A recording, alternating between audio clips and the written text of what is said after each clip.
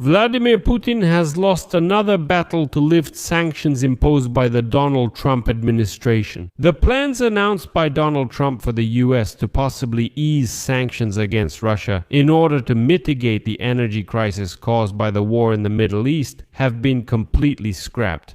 The irony is that this rejection happened after Stephen Witkoff, Donald Trump's envoy, met in Florida with Vladimir Putin's envoy Kirill Dmitriev. And now Dmitriev is shouting to the whole world that the US has made a mistake and that the world is facing a total energy crisis. US Energy Secretary Chris Wright immediately stated that Washington no longer plans to lift restrictions on Russian oil since alternatives have already been found. In particular, many countries are releasing their strategic oil reserves onto the market. At the same time, in the Middle East, they have moved past the initial shock and have begun adapting to the war. For example, Saudi Arabia is urgently purchasing interceptor drones from Ukraine, which will protect all of the country's oil facilities from Iranian drones. But the main news of this episode is that after the statement that supposedly the White House is lifting oil sanctions from Russia, there was a message, a public official message, that these sanctions will not be lifted after all. My name is Alex Sipici. Let's discuss this topic together. But before we start this episode, I ask you to subscribe to this channel, like the episode, and write your comment. I'm asking you to do this because it helps YouTube algorithms recommend this episode to as many viewers as possible. Also subscribe to my Telegram channel, Peci News. The link to it is in the description of this video, where we publish breaking news as it comes in. So, the plans voiced by Donald Trump for the US to possibly ease sanctions against Russia in order to smooth out the energy crisis caused by the war in Iran have been scrapped. Washington no longer plans to lift restrictions on Russian oil. This was publicly stated by US Energy Secretary Chris Wright, and now get ready. Instead of easing, Russia will face tougher sanctions. And now I quote Chris Wright, Russia will not get any easing of sanctions. In the future, in addition to oil restrictions, the US plans to introduce uranium sanctions and stop importing Russian fuel for nuclear power plants. And the funniest thing is that Wright's statements came the day after Kirill Dmitriev went to the US on another visit. He is the head of the Russian Direct Investment Fund and became Vladimir Putin's key negotiator with Donald Trump's administration. Dmitriev visited Florida, where Trump's Mar-a-Lago residence is located, and held talks with his officials. The meetings with Dmitriev were confirmed by his special envoy, Donald Trump's special envoy, Stephen Witkoff, and here is what he wrote on the social network X.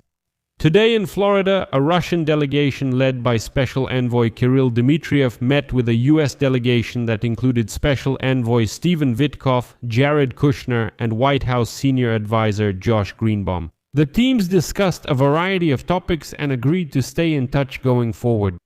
And that's all. But the tone of Witkoff's message itself suggests that something went wrong. Notice how completely official it sounds. So, Stephen Witkoff writes in his own message that Stephen Witkoff, Jared Kushner, and Dmitriev were present, they talked, and then they left.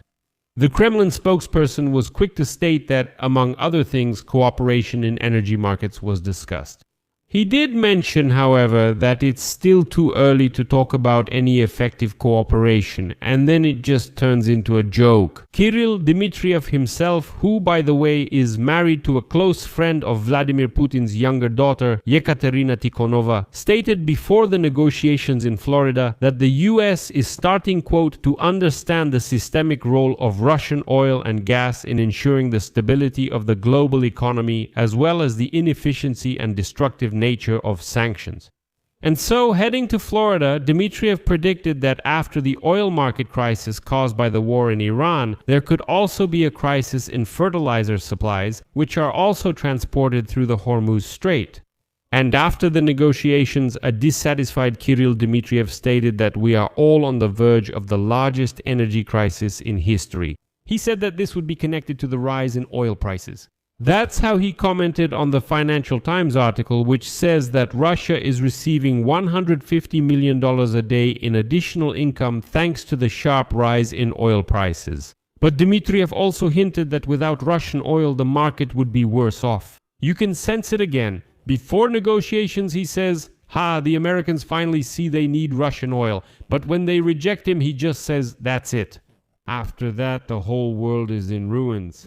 I should note that on Monday, the price of oil reached an intraday high of over $190 per barrel. This was the highest level since June 2022. The price increase is due to reduced supplies from Saudi Arabia and other major producers, which has heightened concerns about possible disruptions in global supply. And back then, Reuters wrote that Russia's budget revenues from the mineral extraction tax for the oil industry could almost double in March. Up to almost 600 billion rubles. They say this is actually a favorable situation for Russia. But before Russians could celebrate, the ministers of the G7 countries supported the idea of using oil from strategic reserves. They gave their agreement in principle to the use of proactive measures, including the use of strategic reserves. In turn, Germany decided to release part of its reserves in order to stabilize the market again. It got to the point where even Donald Trump announced that the US would use its strategic oil reserve to mitigate the sharp rise in oil prices. And on the same day, the member countries of the International Energy Agency, totaling 32 countries, agreed to release a third of their total strategic reserves to contain energy prices, against the backdrop of the escalating situation in the Middle East. We're talking about $400 million. That's a pretty significant amount. In short, they found a way to stabilize the oil market even without Russia. Moreover, in the Middle East region, they've already moved past the initial shock and have started to adapt to the war. It's obvious that it didn't end quickly. Adaptation is necessary. The world's largest oil exporter, Saudi Aramco, is discussing the purchase of Ukrainian drones to protect its oil fields from attacks by Iranian drones. This was reported by the Wall Street Journal. According to the publication, negotiations are being held with two Ukrainian companies, Skyfall and Wild Hornets. Those same Wild Hornets that produce interceptor drones. These devices are capable of neutralizing drones by ramming them or detonating next to them. In addition to Saudi Aramco, Saudi authorities are also separately negotiating possible purchases of Ukrainian drones and interceptors. In addition, officials from the kingdom are discussing with the Ukrainian company Phantom Defense the purchase of electronic warfare systems designed to jam drone communications. Interest in Ukrainian developments increased sharply after a series of Iranian attacks on energy facilities in the Persian Gulf. In particular, on March 7th, a drone launched from Iran struck the Saudi oil field of Berri. Near the city of Al Jubail, the Ras Tanura oil refinery and other Saudi Aramco facilities, as well as the energy infrastructure of Qatar, Kuwait, Bahrain, and the United Arab Emirates, had previously come under fire. And under these circumstances, Saudi Arabia is seeking to obtain defense systems from Ukraine as quickly as possible. And according to a source for the Wall Street Journal, Saudi Aramco wants to get ahead. It wants to beat its own government and regional competitors, including Qatar, to the purchase. The company decided that it needs to purchase these drones as quickly as possible to be the first to make a deal with the Ukrainians in order to get protection and, under the new circumstances and new realities, to produce oil and stabilize the market. It's funny that Vladimir Putin's envoy flew to Florida, clearly confident that the Americans would ask the Russians to help them stabilize the oil market after all. And judging by Dmitriev's rhetoric, he was already celebrating victory and was sure that the sanctions would be completely lifted. Well, listen, that's the situation on the market.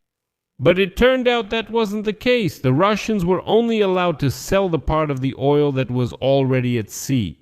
Well, when everyone got over the initial shock and found a solution, Russia turned out not to be that necessary after all. Just another gas station, that's all. And finally, I'll add that earlier this same Kirill Dmitriev talked about plans to make deals with the United States of America worth a total of $14 trillion.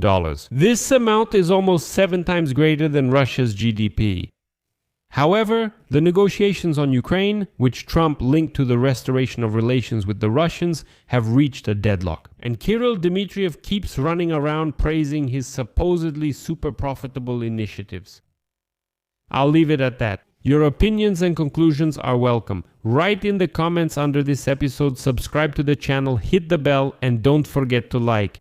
If you found this episode interesting and useful, you can support our YouTube channel financially with your donation or, for example, a paid subscription. How to do this? All the links and details are in the description for this video, or use the QR code. That's also a very convenient way.